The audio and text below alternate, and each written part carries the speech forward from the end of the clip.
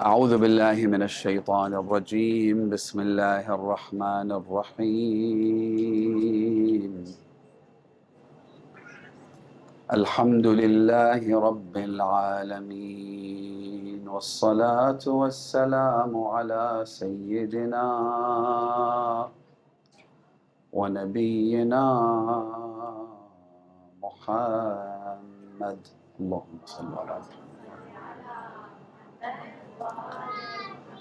وعلى آل بيته الطيبين الطاهرين المعصومين المكرمين الغر الميامين سيما بقية الله في الأرضين وحجته على الخلائق أجمعين سيدنا وإمام زماننا وصاحب نعمتنا وولي أمرنا مهدي هذه الأمة وطاووس أهل الجنة الحجة بن الحسن العسكري فداه أرواح العالمين اللهم صل على محمد.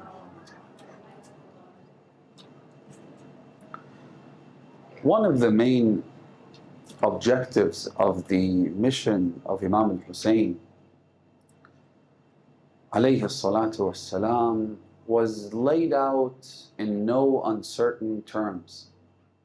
On numerous occasions, the Imam unequivocally and unabashedly expressed his disdain and complete and utter disregard for this world, for the dunya. There's a letter that the Imam sent to Muhammad ibn al-Hanafiyyah, who, if you remember, was the Imam's brother from another mother, but he was his brother nonetheless. He sent a letter to Imam al-Hussain telling him that I don't think it's a good idea for you to go to Kufa. After all, we know how these same people betrayed our father, Amir al-Mu'mineen. And so, as far as I'm concerned, this is a suicide mission. For you to go means you're going to get killed. Now, setting aside the fact that even people like Muhammad ibn al-Hanafiyyah, whose father was Amir al-Mu'mineen, whose brothers were Imam al-Hasan and Imam al-Hussain, wasn't cognizant of the fact that you're not supposed to give advice to the hujjah of Allah subhanahu wa ta'ala. You're not to think of yourself as more knowledgeable than the Imam of your time. Unfortunately, their capacity to understand these things, even for someone who grew up in the household of Imamah, was not sufficient enough for him to understand this. Alhamdulillah, الذي هدانا لهذا وما كنا لنهتدي لولا أن هدانا الله لقد جاءت رسل ربنا بالحق. This is what we say when we're about to step into the majestic courtyard of the mausoleum of Abu Abdullah al-Hussain. And you have to mean it when you say, Alhamdulillah, praise be to Allah, who guided us to this.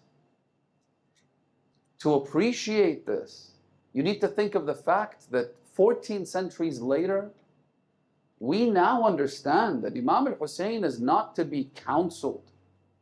You're not supposed to provide directions or guidance to someone who receives guidance from Allah subhanahu wa ta'ala.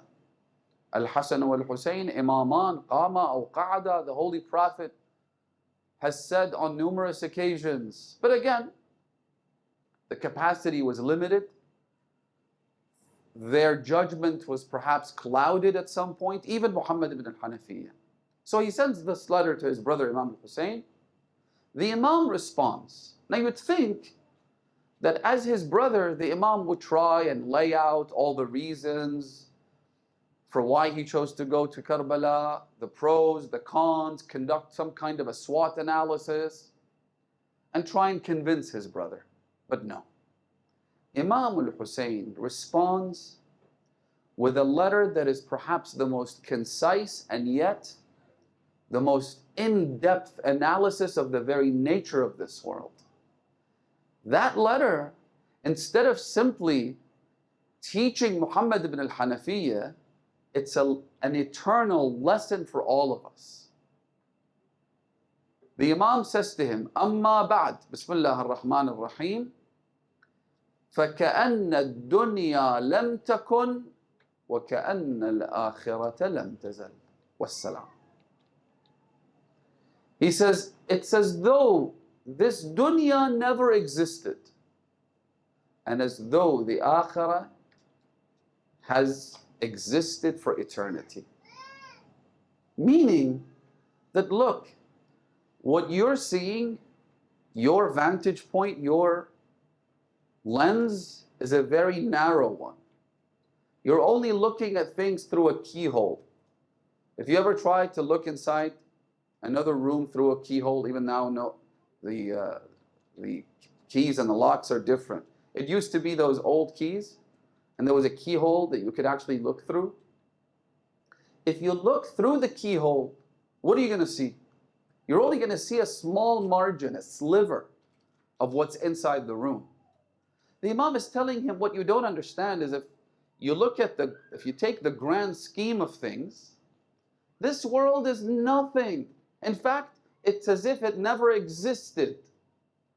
And it's as if the akhirah has been ever existent. Lam tazal. It's existed from eternity until eternity, and the akhirah is what matters. The dunya is only a short pulse.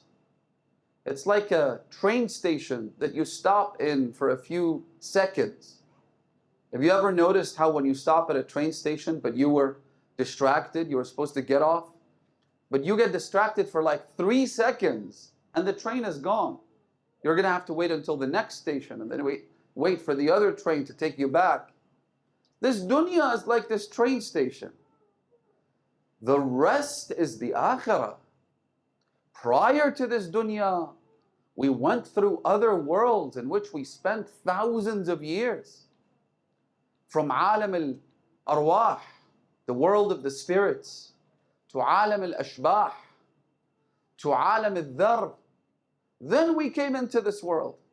My brother, Samahat Sayyid Hussain al-Mudarrisi, gave a class on the worlds that we went through prior to coming into this world, and it lasted about a year. A year worth of classes talking about this journey that we took before we came in here.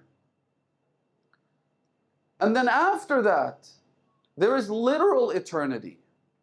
There is the akhirah, which never stops. Allah subhanahu wa ta'ala keeps expanding time and space, and depending on where we end up, inshallah, we end up with none other than Aba Abdullah al-Hussain. To be able to be in his company, to be able to see him, is paradise in and of itself. It's going to be eternal bliss, and if God forbid someone ends up in the inferno, it'll be eternal damnation. So the Imam is saying, look, this dunya is worthless. It's nothing. It's that stopover at the train station. It's only going to last a few seconds in comparison with the rest of the time that we spend in other worlds, in the akhirah, in the world that envelops this one. And because this dunya is worthless, you shouldn't invest too much into it. You never see anybody stop at a train station and then go build a house for themselves while the train gets going. No one does that. This is insane. Because we recognize that this is a transient and very short stop. And so the investment should be on the journey and ultimately the destination, not the stopover. Amma ba'd, memorize this. فَكَأَنَّ الدُّنْيَا لَمْ تَكُنْ وَكَأَنَّ الْآخِرَةَ لَمْ تَزَلْ. So this was a hallmark, a very bold aspect of the rise of Imam al-Hussain alayhi salam, to remind everyone of the true nature of this world, that it's short, that it's transient, that it's worthless, that you're not supposed to be investing into it. They told Amir al-Mu'mineen that somebody in Kufa had built a 2-story home back in the day when they didn't have 2 stories. And it must have been really difficult without the foundations and concrete and all these things. It must have been hard for him to build this 2-story home. The Imam said, Inna amalahu taweel. How long does he expect to live in this world to build a 2-story house? The hadith says that when the angel of death came to Nuh, ala nabiyina wa alihi wa alayhi salatu wassalam, Nuh, as you know, was a prophet for 950 years. ألف سنة إلا 50 عاما. After the floods and all the events that transpired, Salamun alaykum wa rahmatullah. After those events, traditions tell us that Nuh lived for another 1,000 years. So he preached to his people for 950, then lived for another 1,000. A total of what? 2,000 years. And yet when the angel of death came to him, he said to him, what brings you here? Nuh said to the angel of death, Azrael, are you here as a visitor to catch up for all time's sake? Or are you here to do something else? He said, no. لم آتك زائرا بل أتيتك قابضا. I'm here to do what I do. I'm about to extract your soul from your body.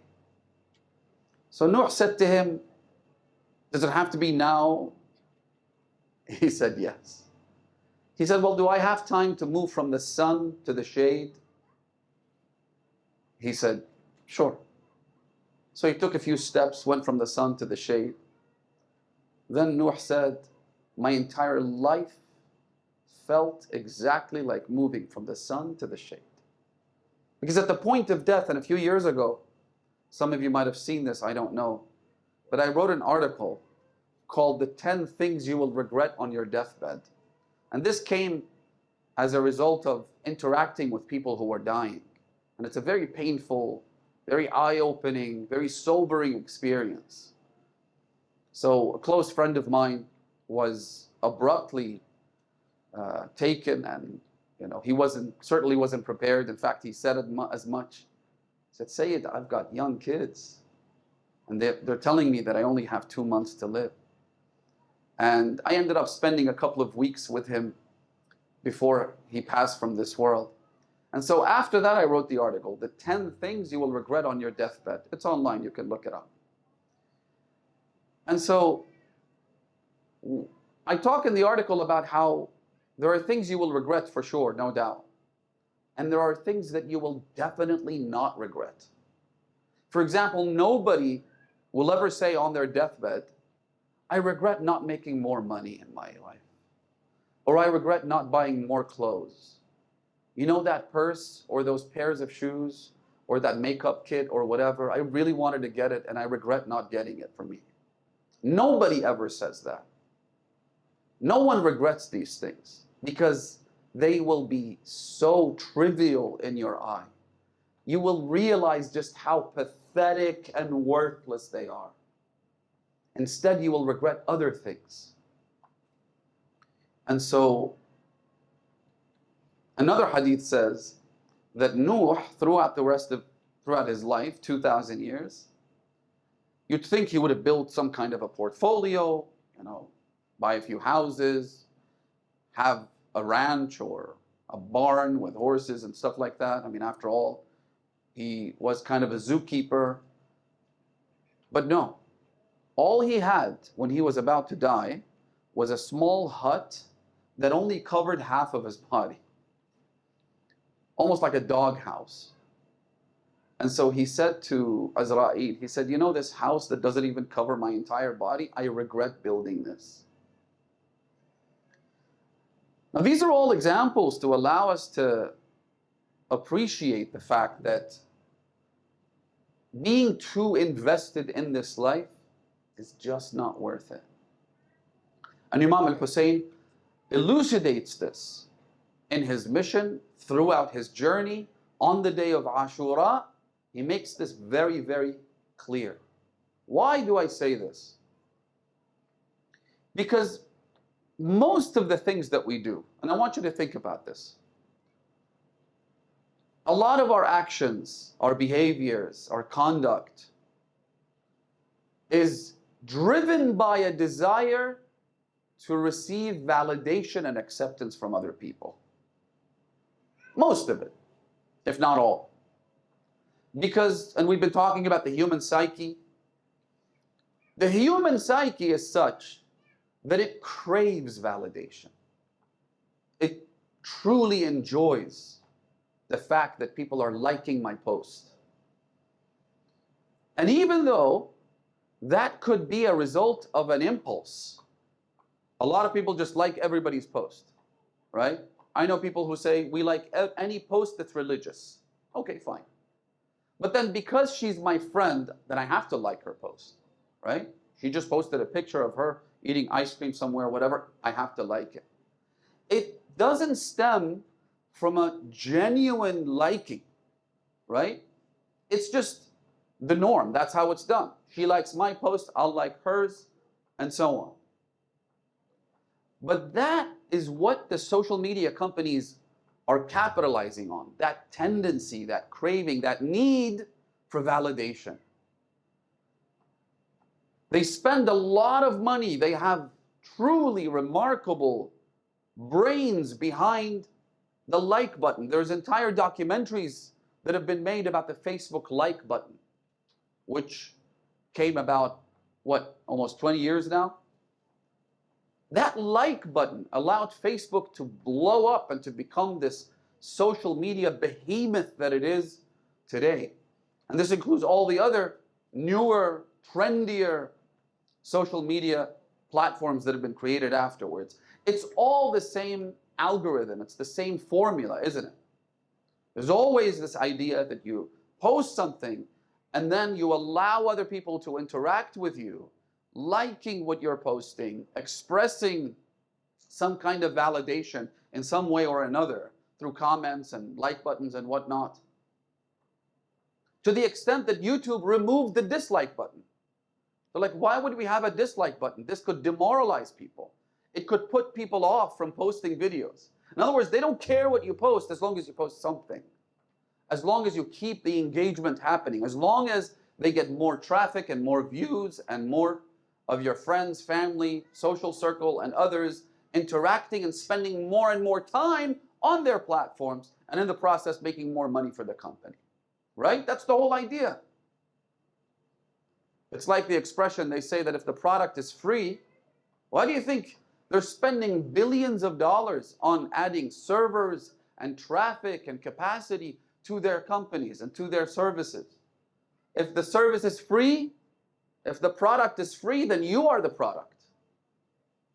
They're using you, your time, your effort, your energy. Sometimes money. People spend money to make these videos, right? They go on these expensive holidays just to snap a few pictures and then put it on Instagram so that people like them, so that they get that craving addressed just a little bit, even though it's never addressed. It just keeps getting stronger and more aggressive. But we have this need for validation, for acceptance, and so this drives our behavior, how we conduct ourselves, the choices that we make when it comes to buying things. In particular, things that other people will see, like fashion, accessories, shoes, jewelry, those sorts of things. They're driven by a desire for validation. They're driven by the craving that when I walk into that wedding of my cousin or whoever it might be, that people are gonna, I'm gonna turn heads. People are gonna look at me and say, whoa, look at what she's wearing. And God forbid someone wears something they've worn before. You see where I'm coming from. I'm saying that our behavior is driven by the desire to have someone else say, wow, that's it. Not because I have a need for it, not because it addresses some problem or some issue that I have. It's not helping me live a better life. All it's doing is making other people stare and therefore make me happy because they're looking, they're staring. Which is why Imam al-Hussain says, "An-nasu abidu dunya." People are slaves to this world. وَالدِّينُ لَعِقٌ عَلَىٰ أَلْسِنَتِهِمْ يَحُوطُونَهُ مَا دَرَّتْ مَعَائِشُهُمْ فَإِذَا مُحْصُوا بِالْبَلَاءِ قَلَّتْ دَيَّانُ. People are slaves to this world, to this dunya. Slaves to validation, slaves to acceptance, slaves to getting people to like them and to love them and to admire them and to respect them. Slaves in the sense that they are in a constant condition, in a constant state of craving for this.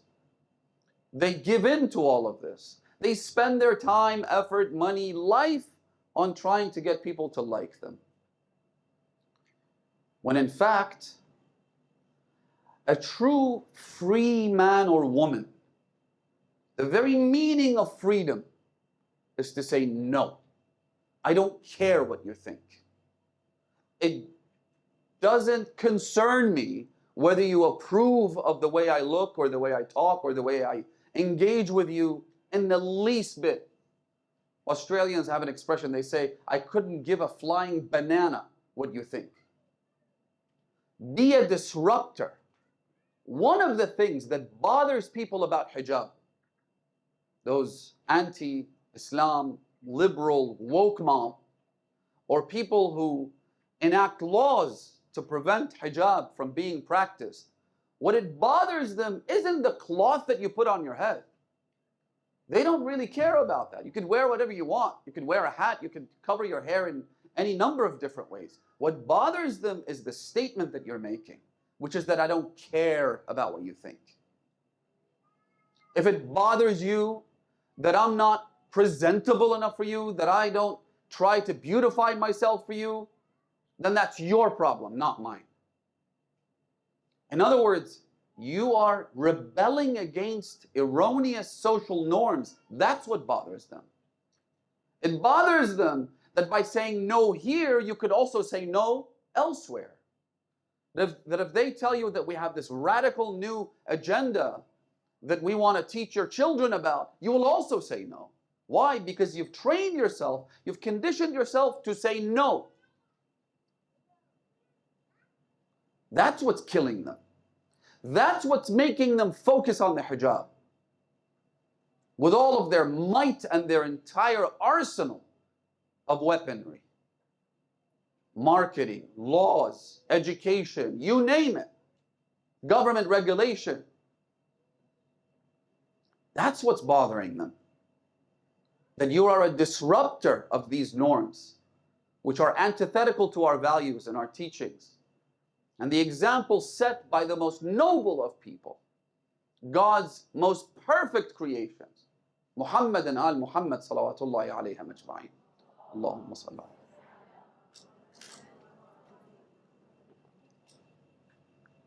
And that is the meaning, the very essence of being on the path of Hussain ibn Ali and Zainab bint Ali and the other members of the noble household of Abu Abdullah al-Hussain. That I wish to be free from appeasing other people. That I don't want to be a slave to the validation of others. I want to live as a free woman and follow the examples that I've chosen for myself. I don't need your examples.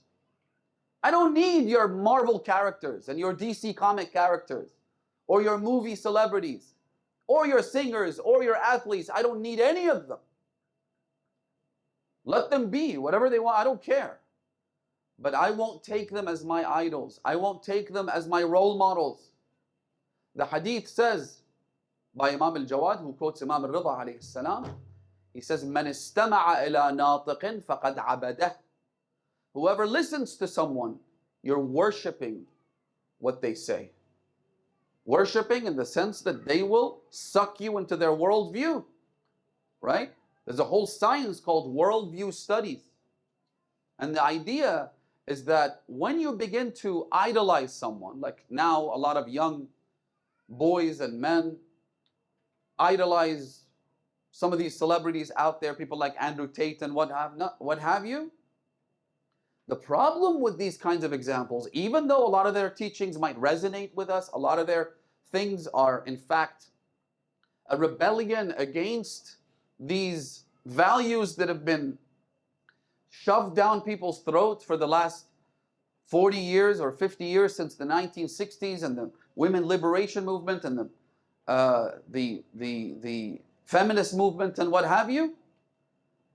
But the problem is that once you begin to follow them or admire them or respect them or listen to what they have to say, they will suck you into their worldview. It won't just be about that specific topic. It won't just be about feminism or whatever it is. It'll ultimately encompass your entire value system. من استمع إلى ناطق فقد عبده فإن كان الناطق عن الله فقد عبد الله, the Imam says.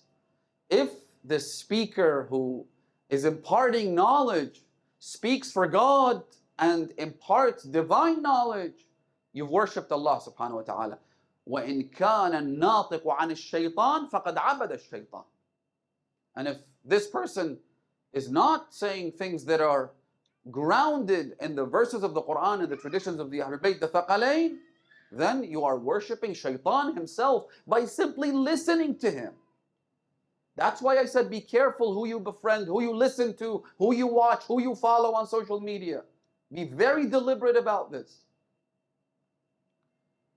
But this craving exists.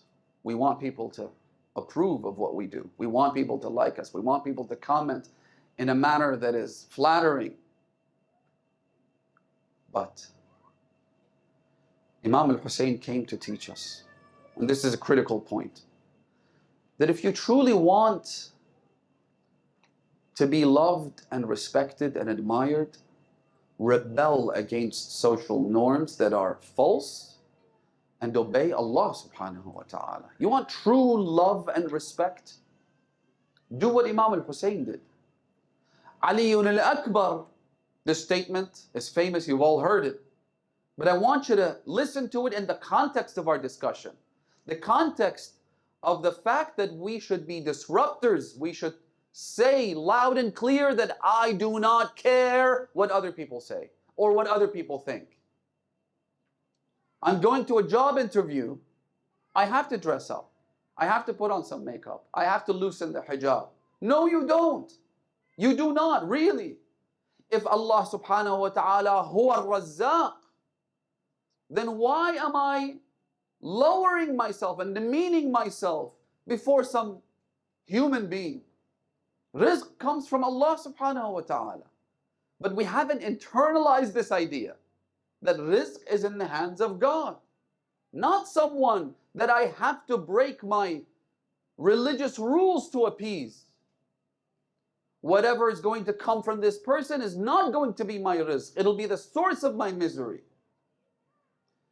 When Imam al-Hussain speaks to his son Ali al-Akbar on their way to Karbala, and he gives him hints about the impending doom, meaning the martyrdom, Ali al-Akbar says to his father, he made him proud on that day, perhaps more so than before. He said to him, Aba, awalasna ala al-haq? Are we not righteous? Are we not with the truth? The Imam said to him, Bala. He said, إِذَنْ لَا نُبَالِي وَقَعْنَا عَلَى الْمَوْتِ أَوْ وَقَعَ الْمَوْتُ عَلَيْنَا.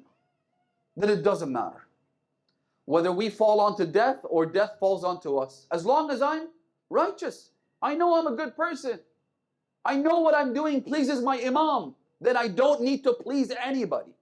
To hell with everybody. My Imam is pleased with me. Abul Fadl al-Abbas, once again, these epics aren't just to be recited during the maqtal. Think about them, ponder over them.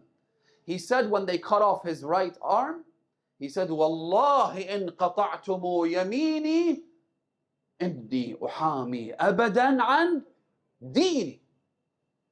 Cut off, take my right hand, take my left hand. I will forever defend my religion. My religion is my one and only priority, not just the top priority. My only priority. I don't care about everybody else. Yunus ibn Abdul Rahman came to visit Imam al-Rida alayhi salatu wassalam. Who was Yunus? He was a man with a long history of service to the Ahlul Bayt, a companion of multiple Imams, not just a narrator of Hadith, but a jurist of the highest caliber. Ridwanullah ta'ala alayhi. He came to the Imam. As he was sitting with them, a group came from Basra, a convoy. They asked for permission to visit the Imam. The Imam said to Yunus, go and hide behind that curtain. The Imam knows what's going to happen. He said, go behind that curtain and do not come out حَتَّى يُؤْذَنَ لَكَ, until I give me permission. So Yunus went, absolute obedience to the Imam, sat behind the curtain, but in the same room so he could overhear. The delegation from Basra came, they sat around Imam al-Rida and they began to slander Yunus ibn Abdul Rahman. He's this, he's that, he bothers us, they were very displeased with him. When they finished, they bid the Imam farewell and left. The Imam called Yunus ibn Abdul Rahman. When he came, كَانَ يَبْكِي. Imagine, not only are people slandering you and backbiting and mentioning you in a negative way, but they're depicting you in that manner to your Imam. It hurts. When you hear that, oh, somebody the other day said something about you that was less than flattering. Doesn't that hurt you? Now imagine they say things like this to your Imam. كَانَ يَبْكِي. He came to the Imam. He said to him, يَا ابْنَ رَسُولِ اللَّهِ إِنِّي أُدَافِعُ عَنْ هَذِهِ الْمَقَالَةِ. My job is to defend your faith. وَهَذَا مَكَانِي عِنْدَ أَصْحَابِي. And look at how people see me. Look at what they say about me. Look at what the Imam said to him. He said to him, يَا يُونُس إِذَا كَانَ إِمَامُكَ عَنْكَ رَاضِيًا فَلَا يَضُرُّكَ كَلَامُ النَّاسِ. If your Imam is pleased with you, what could the statements or validation or lack thereof in the eyes of other people do to hurt you? Then the Imam gave him an example. He says, لَوْ كَانَ فِي يَدِكَ لُؤْلُؤَةٌ.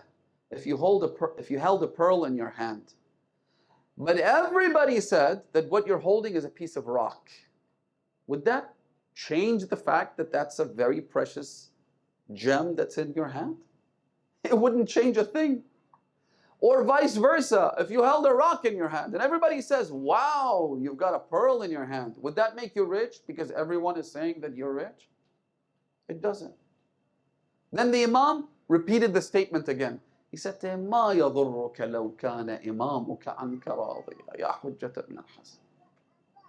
Could we possibly, through these gatherings, through mourning the tragedy of Abu Abdullah al-Hussain, perhaps our heart might break at some point, reach out to the Imam so that the Imam would also be pleased with us? It's a hadith by Imam Musa ibn Ja'far alayhi salam. Inshallah, I'll conclude with these couple of ahadith. The Imam said to someone, مَنْ أَرَادَ عِزًّا بِلَا عَشِيرَةٍ. This is such a beautiful hadith, it should be written with gold carvings. مَنْ أَرَادَ عِزًّا بِلَا عَشِيرَةٍ وَهَيْبَةً بِلَا سُلْطَانٍ وَغِنًى بِلَا مَالٍ فَلْيَخْرُجْ مِنْ ذُلِّ مَعْصِيَةِ اللَّهِ إِلَىٰ عِزِّ طَاعَتِهِ. Whoever wants honor without a tribe, wealth without money, you want to be loved and accepted? Fine. Leave the humiliation of sin and transgression and enter the obedience of Allah subhanahu wa ta'ala. Do what God wants you to do, and the validation and acceptance and love and respect and admiration and all these things will come your way. They'll come your way. And they'll be genuine, they'll be true. No need to mention the Imams of the Ahlul Bayt, who are loved and respected and admired, sometimes even by their own enemies, who acknowledge their station and rank, right? But look at our Maraja. I mean, these are people who never engage in self-promotion. These are people who live a life of austerity. They live in incredibly humble homes. Often, more often than not, in fact, they live in rental homes in the worst places, difficult environments, terrible neighborhoods. And yet, the love that they have. Doctors, engineers, wealthy people of, people who have billions of dollars sometimes, they go and they kiss their hand. How do you think that happens? How? I mean, these are not kings we're talking about. They don't hold any, corporeal authority. They don't have an army. How is it that people love them this much? فَلْيَخْرُجْ مِنْ ذُلِّ مَعْصِيَةِ اللَّهِ إِلَىٰ عَزِّ طَاعَتِهِ مَنْ خَافَ اللَّهَ أَخَافَ اللَّهَ مِنْهُ كُلَّ شَيْءٍ. Whoever fears Allah, everyone else fears them. You don't need to fear them. You don't need to care about their views and opinions. You will walk with your head raised up and with pride and strength of character. Yeah, this is who I am. I'm a Muslim. I'm a Shia. I wear my hijab. I dress appropriately to reflect the hijab of the Ahlul Bayt, not just any hijab. And if you have a problem with that, you deal with it. I don't care about your views. I don't need to put on makeup to make you like me so that you'd give me the job. Because Allah subhanahu wa ta'ala is my provider and my sustainer. We have a beautiful hadith in which Amir al-Mu'mineen says that if someone does this act, Allah subhanahu wa ta'ala will speak to the angels. I'll tell you what the act is first, then I'll tell you what Allah says. He says, you recite the iqamah, the adhan, before salah, then go into prostration between the adhan and iqamah, right? You go into prostration and you say the following words: Sajadtu laka khadi'an, Sajadtu laka khadi'an, khashi'an dhalila. That's it. 5 words. Sajadtu laka, O Allah, khadi'an, khashi'an dhalila. If a person does this after reciting adhan and before reciting iqamah, قال الله تعالى يا ملائكتي وسكان سماواتي, O my angels, O dwellers of my heavens, look at what this person has just done. And in exchange for this person humbling himself or herself before me, خاضعا خاشعا ذليلا, right? You humble yourself before Allah subhanahu wa ta'ala. In exchange for that, إلا جعلت حبه في قلوب أوليائي وهيبته في قلوب أعدائي. I will make the believers love them and my enemies fear them. Turn to Allah subhanahu wa ta'ala. He will give you everything. Today, who is the king of Kufa? It used to be Ubaydullah ibn Ziyad. When he came, the entire city went into lockdown. People who had written to Imam al-Hussain, come, we'll support you, we'll help you, they all ran for their lives. They started saying, مَا لَنَا وَالدُّخُولُ بَيْنَ السَّلَاطِينِ. Let's not get involved in this, we're going to get killed. In fact, he did kill people. There was an incident where a person came from outside of Kufa when the city was in lockdown. He had no idea. There was no news services back then. Didn't know what was going on in Kufa. He came from outside the city. He was a nomad. When he reached the outskirts of the city, the police, they saw him and captured him because no one was allowed to walk. No one was allowed to go out in public. It was a curfew.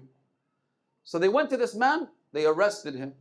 He said, what's going on? They said, don't you know there's a curfew? He said, no. How am I supposed to know? I came from outside. They said, well, we're going to have to take you to the Amir, meaning Ubaydullah ibn Ziyad ibn Marjan. They took him to Ubaydullah. He said, what's your story? He said, look, I live in the desert. I'm a nomad. I came here because a friend of mine in Kufa He was my partner, he had money, and I was supposed to come and take it from him. I had lent him the money. So that's my story. I just came here to collect my money. He said, أظنك صادقا. I think you're telling the truth, but kill him anyway so that he would set an example for everybody else. The fear, the terror that Ubaydullah ibn Ziyad created in Kufa was incredible. Only those who were truly devoted to Imam al-Hussain and to Islam throughout their lives, people who had tried to follow in the footsteps of Imam al-Hussain alayhi salam, and before him the other Imams, were now willing to risk their lives. It was terrifying. And yet, who's the king of Kufa today? When we go to Kufa, whose shrine do we visit? We visit Muslim ibn Aqil, even though Muslim was a lonely stranger. I don't know if you've ever experienced this yourself. I've experienced perhaps a tiny fraction of it in my life, where you truly feel all alone. You feel deserted. You feel you have no one in this town, and you have nowhere to go. That's how Muslim ibn Aqil felt when they started to abandon him in hordes. By the time he started praying, he had thousands of people, 2,000-3,000 people praying behind him. He's the emissary of Hussain. When the Imam sent him, he said, إِنِّي بَاعِثٌ أَخِي وَابْنَ عَمِّي وَالْمُفَضَّلَ مِنْ أَهْلِ بَيْتِي Muslim ibn Aqil. Muslim wasn't just the Imam's cousin, he was also his brother-in-law. He was married to the sister of Imam al-Hussain. But the Imam isn't talking about the kinship, the family relationship. He says, he is the favorite in my household. That's who I've sent to you. By the time he finished Salah and headed towards the door, there wasn't a single person with him, because news had spread that Ubaydullah ibn Ziyad wanted Muslim to be deserted. And if anyone was found with him, he would be killed. You know the story. A strange, lonely woman takes him in. She provides him with refuge. Taw'a, Ridwanullahi ta'ala alayha. Think of the fact that this woman is known throughout history for doing just one thing, for opening her door to Muslim. Spends the night in prayer and supplication. And then in the morning, he overhears the troops assembling outside. Muslim ibn Aqil is from the family of Aqil, from the family of Abu Talib. So even though he's lonely, even though he's a stranger, and by the way, there's a hadith that says, وُلِدَ الْإِسْلَامُ غَرِيبًا وَسَيَعُودُ غَرِيبًا. If you ever feel like you're the only hijabi, you're the only one who's not trying to follow the so-called modern hijabi methodology out there by wearing hijab but also violating everything about hijab, if you ever feel that way, remember this hadith. وُلِدَ الْإِسْلَامُ غَرِيبًا. This religion was established in loneliness. It was a stranger. وَسَيَعُودُ غَرِيبًا. And one day soon, it'll also be a very lonely space to be a devout Shia Muslim woman. فَطُوبَى لِلْغُرَبَاء. This is the Prophet's glad tidings to all of you. He said, blessed are the strangers. Bless you. Muslim ibn Aqil was a lonely stranger, but he set out and he began to fight them, such that they kept asking for reinforcements. Initially there were 200 soldiers. They said, that's not enough, bring us another batch of soldiers, another 200, then another 200. Imagine 600 people versus one. Ubaydullah sent word to the commander. He said to him, you're only fighting one man, what's wrong with you? He said, تظن أنك قد بعثتنا إلى بقال من بقالي الكوفة. You think you've sent us to some grocer? You sent us to the nephew of Ali ibn Abi Talib.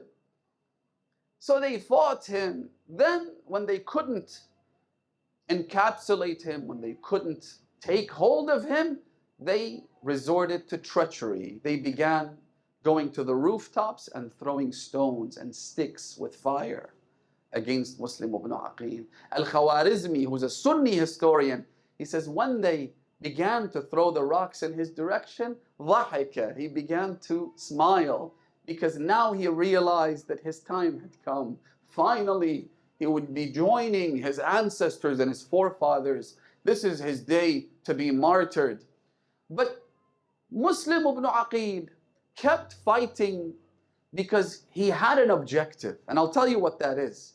At some point, they lied to him. They told him that we will give you aman, we will give you refuge and safety, we won't kill you.